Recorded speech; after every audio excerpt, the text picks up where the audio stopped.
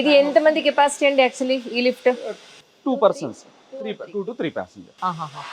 Customized అంటే ఇప్పుడు customer ఎలా కావాలంటే దగ్గర అలా. ప్లేస్ అక్కడ ఉన్న వాళ్ళకి ఎగ్జిస్టింగ్ హౌస్ ఉంటుంది, వాళ్ళకి ప్లేస్ ఏమి ఉండదు, దాని తగ్గట్టు వాళ్ళకి ఏంటంటే మనం అక్కడ మెజర్మెంట్స్ తీసుకొని స్లాబ్ కట్ చేయించి అక్కడున్న స్పేస్ బట్టే మనం ఇక్కడ లిఫ్ట్ అనేది మ్యానుఫ్యాక్చర్ ఎగ్జాక్ట్లీ. కస్టమైజ్ మొత్తం. ఇది ఎస్ఎస్లో,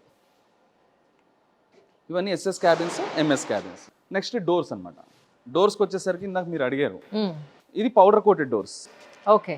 ఎంఎస్ డోర్స్. ఇది హాఫ్ విజన్ అంటాం మేము. గ్లాస్ అనేది ఇది టెలిస్కోపిక్, మాన్యువల్ టెలిస్కోపిక్. అంటే ఇప్పుడు మన గ్రిల్ గేట్ ఎలా ఉంటుందో, కొలాప్సిబుల్ గేట్ ఎలా ఉంటుందో సేమ్ అదే విధంగా మనకి మాన్యువల్లోనే టెలిస్కోపిక్ డోర్ అన్నమాట. జనరల్ గా లిఫ్ట్స్ లో ఏమవుతుందంటే ఈ రెండు డోర్లు దగ్గరికి రాకుండా ఇక్కడే కొట్టుకుంటూ ఉంటాయి.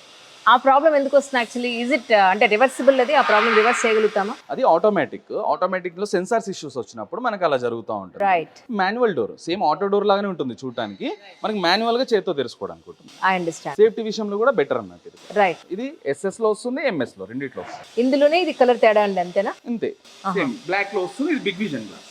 రైట్. యాక్చువల్లీ మ్యాట్ ఫినిషింగ్ బాగుంది బ్లాక్ కలర్. ఇది ఆటో డోర్, ఇది వచ్చేసరికి టోటల్ గా ఆటోమేటిక్ డోర్. Right. ఇది వచ్చేసరికి మనకి మాన్యువల్ డోర్.